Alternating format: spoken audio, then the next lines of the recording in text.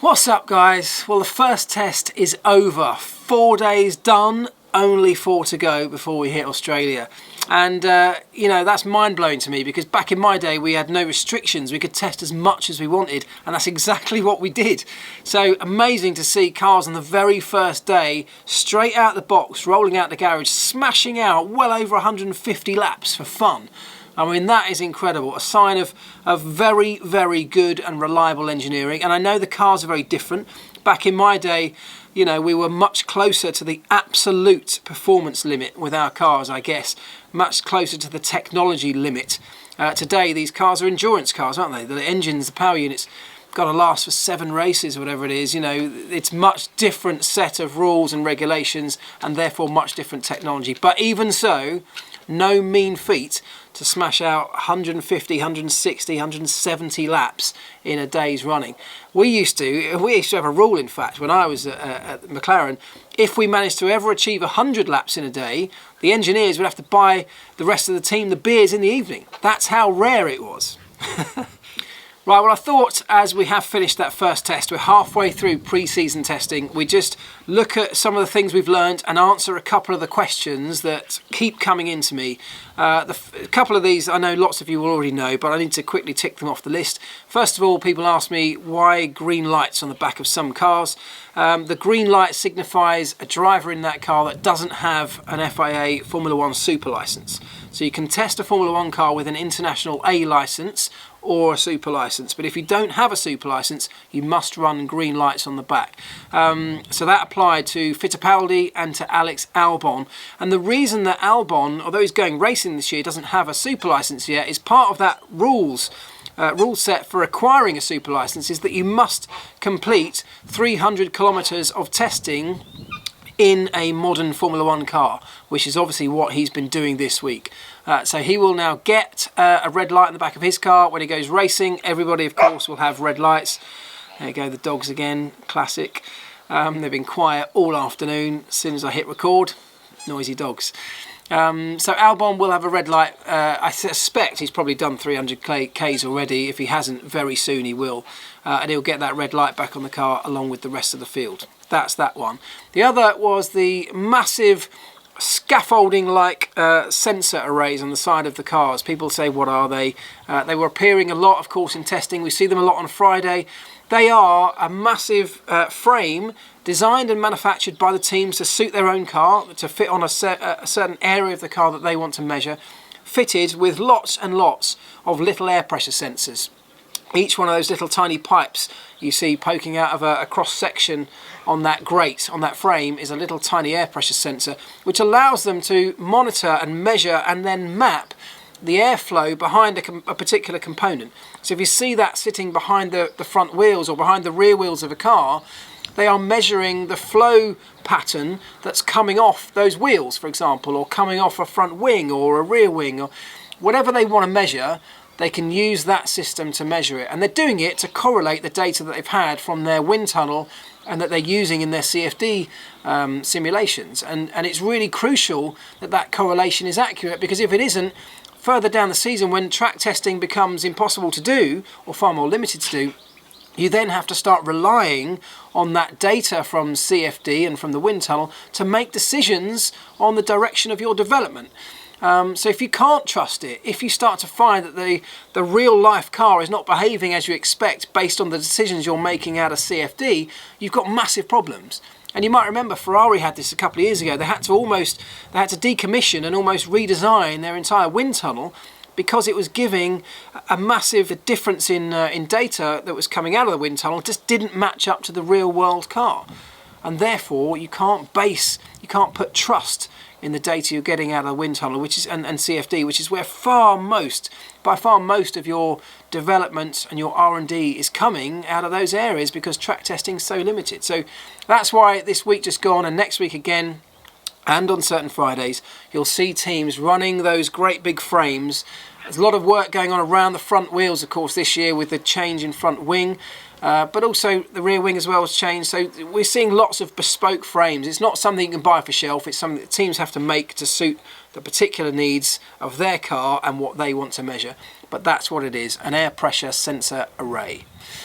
Right, what about who's quick? Well, obviously, we now know that Ferrari are quick and they're reliable. Now, those are the two biggest things you want to tick off your list when you go through a week's worth of testing and collecting data and information. Are we quick? Are we reliable? Ferrari have clearly ticked both of those boxes, which is a great situation to be in. And you can, even more, I said this the other day, even more apparent is the body language and the kind of the wording, the rhetoric coming out of that Ferrari garage. People are happy. People have got a bit of confidence about them. They're buoyed about the season ahead. People who aren't necessarily bouncing around with great big smiles on their faces are perhaps concerned that there are some other things going on, or they're not quite there yet, or they've not found the sweet spot. That doesn't mean they won't find it, but maybe they haven't found it yet. And I think you can probably put Mercedes in that category.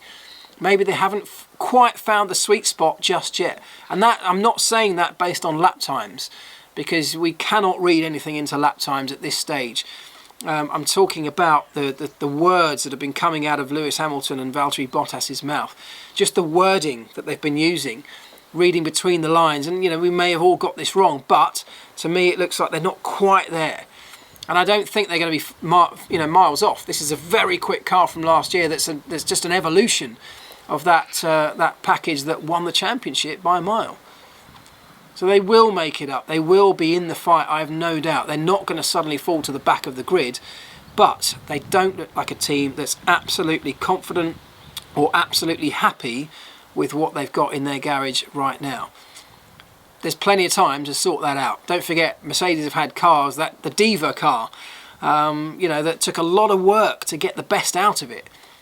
The performance could well be there, but maybe they haven't quite unlocked it. Whereas Ferrari perhaps have found a sweet spot. Perhaps Ferrari got a bigger sweet spot. It's quite interesting to see the Ferrari seemed quite softly sprung. You could see it had a bit more roll in the car, and under braking, somebody sent me a really interesting little shot on Twitter. You could see the thing visibly pitching under braking, perhaps more so than some of the other cars out there. So that's quite an interesting way of going about things. Quite often what you want is it to be as stable as possible to keep the aero platform stable as you're going into a corner.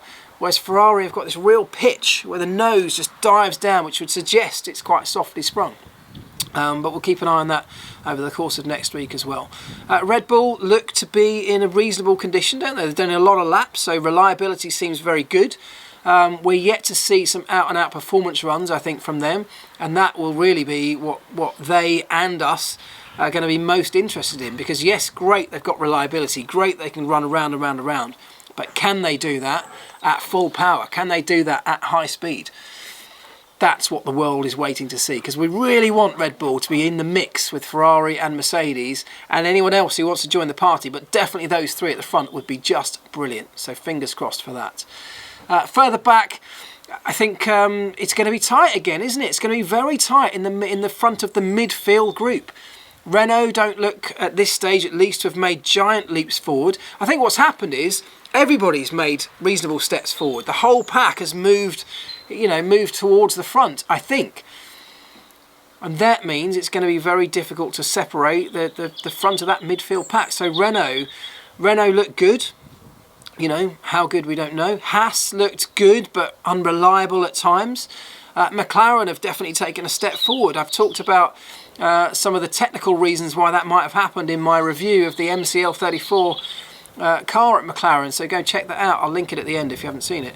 But how quick are they? We saw a couple of glory runs from them on the first couple of days, but they were just that, glory runs. They were low fuel, soft, sticky tyre runs to generate a lap time. And if that's their maximum lap time, it's not good enough. I don't think it is, but it's interesting to see they haven't been able to repeat that constantly. They're definitely not in the same league as people like Ferrari, but I suspect they've taken a giant leap forward from where they were, and that is really important. Racing Point, formerly Force India, look to be, I guess, struggling a little bit in comparison. They don't look like they're at the very front of that midfield yet. Who else have we got? Sauber, Alfa Romeo. Alfa Romeo look good. They look like a quite an impressive outfit at the moment. That Ferrari, the assistance they're getting from Ferrari is greater this year than they had in the past. The collaboration between the two really, really strong. It's going to be really important for them. So as a team, they've also got more financial support and technical support. So of course with Kimi as well, Giovinazzi I think is not going to be a bad driver. So that Alfa Romeo, it's going to take me ages to get my head out of calling them Sauber. That Alfa Romeo package looks like a really innovative package. I think a package that lots of other teams are going to start to really look at and take some ideas from in the development race. But a package that I suspect could actually do very well. So fingers crossed for them. The biggest disappointment, of course, has got to be Williams, hasn't it? Real shame that they struggled to, first of all, get the car there. And even once it did turn up, didn't look to be that impressive at this stage. Now, I don't think it's a complete car is the first thing. And secondly, they are probably 3 days behind everybody else, so going through massive teething problems. But don't forget everybody else, or lots of the other teams, as I said at the beginning, straight out of the box, we're doing 150, 160 laps on the first day and with some pace attached to that. We haven't yet seen that from Williams, but I suspect let's give them a bit of breathing space. Come test 2 next week, where they've got more parts coming to the car, a bit more time to develop it. They're running a filming day today on Friday, which will give them a few more laps and a bit more data collection. So let's hope we see a much stronger performance from Williams than we did in the first test, but even more importantly, than we did last year. What's going to be really interesting is that these rules that we thought were going to peg the cars back by up to 2 seconds a lap slower than last year definitely aren't going to have that effect.